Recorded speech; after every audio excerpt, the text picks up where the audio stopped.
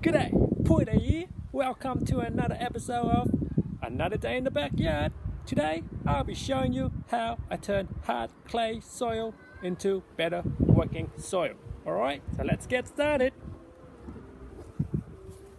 Here we go. As you can see, these are hard as rock clay soil.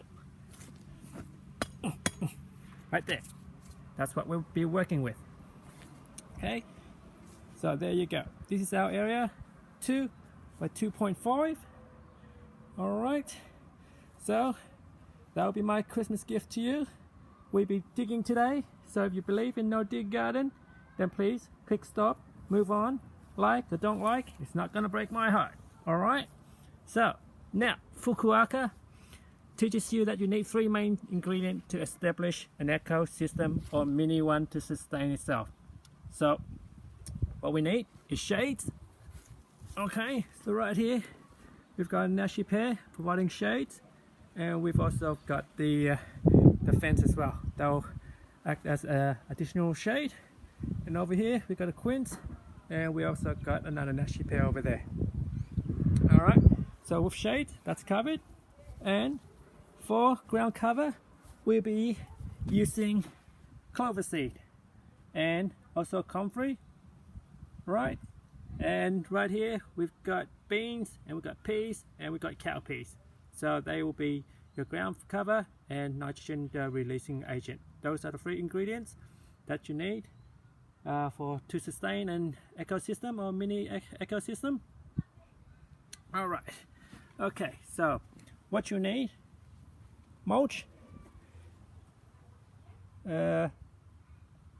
compost, mushroom compost, perlites and peat moss.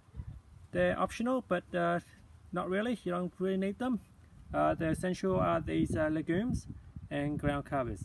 All right, so we just need the roots to go into the ground, and we'll be breaking up the clay soil for us.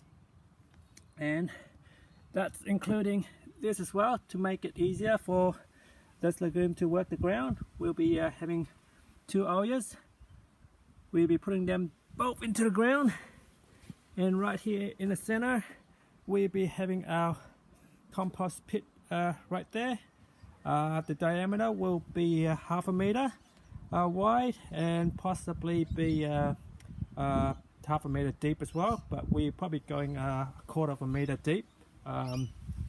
But otherwise we'll see how hard it is down the bottom, and if we can go a bit deeper, that'll be great. But our goal will be half a meter wide and half a meter deep. So there we go. So we'll be getting started.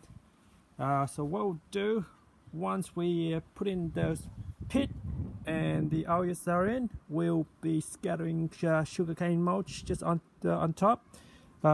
Sugarcane will be against the soil layer, and we'll be putting compost, mushroom compost mix with the perlites and the peat moss. But if you don't have perlite and peat moss, that's fine. You can just use the topsoil which you dig out from the garden. We have a pile right there over there, which we'll be mixing into there as well. So I'll be just like stopping the video, and we will resume once I've put down the mulch, the pit, compost pit and the ollas, and we'll resume from there. Be right back. Okay, so here it is. There's our compost pit right there. All right, on the side, be digging out a hole for the ollas, and another hole for the ollas in there. As you can see, all the clay down there, very nice and hard. There you go. So as you can see, the area between the ollas and the compost pit, they're quite hard as well. So within a month, this area here should be broken down by all the microbial and other worm that hopefully will migrate from the compost pit to the surrounding area. So within a month's time, this part here should be nice and soft, and we'll be checking on that on by the end of the month, or probably by the second week, just to see how far they've gone. And same for the August area there as well. So the surrounding area should be nice and softened as well. So by the end month time, we should be expecting soft soil all the way to the border there. But otherwise, everything should be working in conjunction with each other. The compost, the Oreos, and the legumes, which we'll be planting down afterwards. So yep, hold on tight and we'll get the next part done, and I'll come back and show you what it's an update on that one, what it looked like in around 5 to 10 minutes. Here we are, we've dug out our compost pit, so we'll be just moving our compost bin over here. Everything's inside, just pretty much grass clipping, food scrap. We're just going to chuck it in our wagon here, and we'll be just transferring over into our compost pit. Alright, let's go. Okay, so there we go.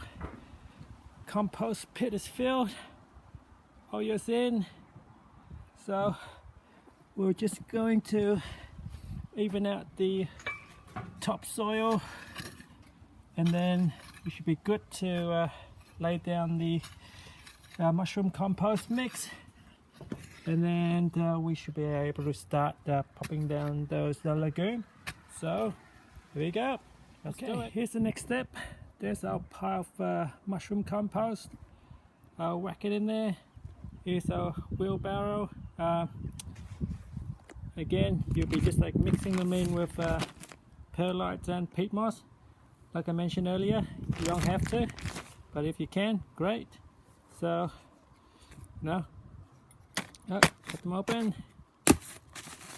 I use around half a bag of perlite, half a bag of peat moss per wagon, but otherwise you probably need around 4 or 5 of these wheelbarrows.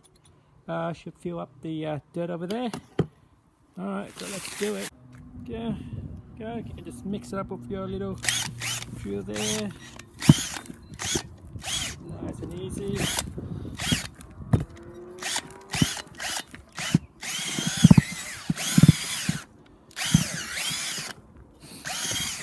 There you go.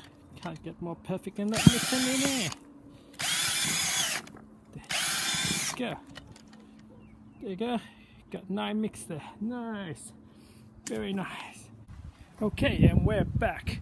Alright, as you can see, the compost soil has been mixed in. Now the Oreos, they're almost filled up to the surface. The one over there as well. There you go. Now this is the important part.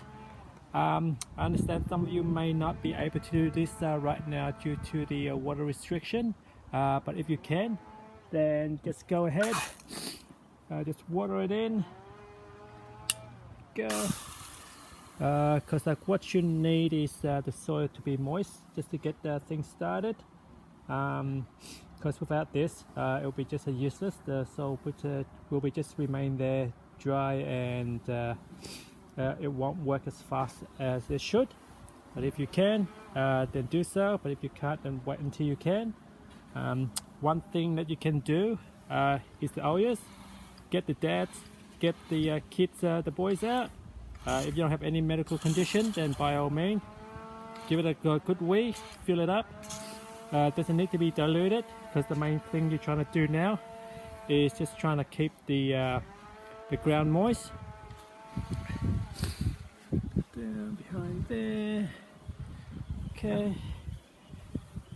So once the ground is moist, we'll be putting on the mulch on top just to retain that moisture, and that will just help breaking up the soil as time goes by.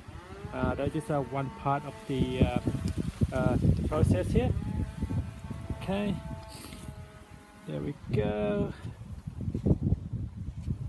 Give it a good soak. Go.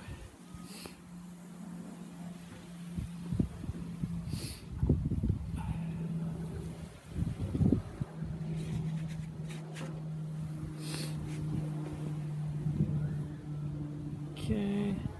Now, if if you excuse me, I'm gonna need to pull out the python and we'll be just hissing for a little bit and we'll come back to you after. Okay, next part, we'll be just gathering out the white clover, pop it around the garden, go, not the garden, just the area here, scatter them around.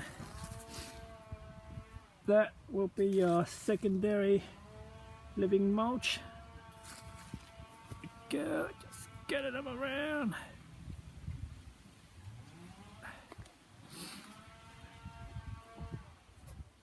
Go. Now after this, we'll be just popping on top the sugarcane cane mulch. So once that's done, hopefully this guy will be the next layer of ground cover. They'll come out and that will in turn cover the ground. These guys, they grow quite fast, so hopefully they'll be up before the beans and the peas does, but depending on the weather it could be the other way around, but either way it should be fine because we've got the larger tree to provide shade, so that should help these guys to grow nice and steady. So there we go. So I'll be just putting down the beans, the peas and the cowpeas, and we'll just mulch the top layer. So I'll come back once that's all done. Okay folks, and we're back, and that's all been mulched, all done and ready to go. So there you go, just wait for a week and those peas, cowpeas, bean, they should all be popping up within a week or so or sooner, but otherwise keep you updated. For those who doesn't have mulch or can't grab their hand on mulch, you see those long wavy grass back there? They're your friend right there. So what we need is a rice sickle, one of these. Let's go collect them, eh? They're not there just because I'm lazy to cut the grass. No, oh no. They're there for a reason. Okay. There we go. There we are. Just grab, pull, and there you go. Swing, chop, chop, go. There you go. There's your green manure right there. Alright, see, there you go. Easy peasy. There you go. Got your plate there. Go on top. See, and if you don't want to use that as mulch, just chuck it in the compost pit. There you go. Alright, there you go. There you go. That's like 5-10 second worth. You have your handful of green mulch right there. There you go. See? Easy peasy. There you go. Here's some more. There you go. You can collect a whole bunch more. Just waiting to be collected. Alrighty, and we're back. There you go. Green mulch. Right there. Right in your garden. Just chop and drop. Or chop, collect and drop elsewhere. See? There you go. Any excess can go into the compost pit. Alright. Go. Just go in there. Keep on adding. Because what you want to do is once you start another area, you can just move everything in there to the next area. So that's it folks, it's Poiter over and out. Take care of yourself and each other. Bye bye.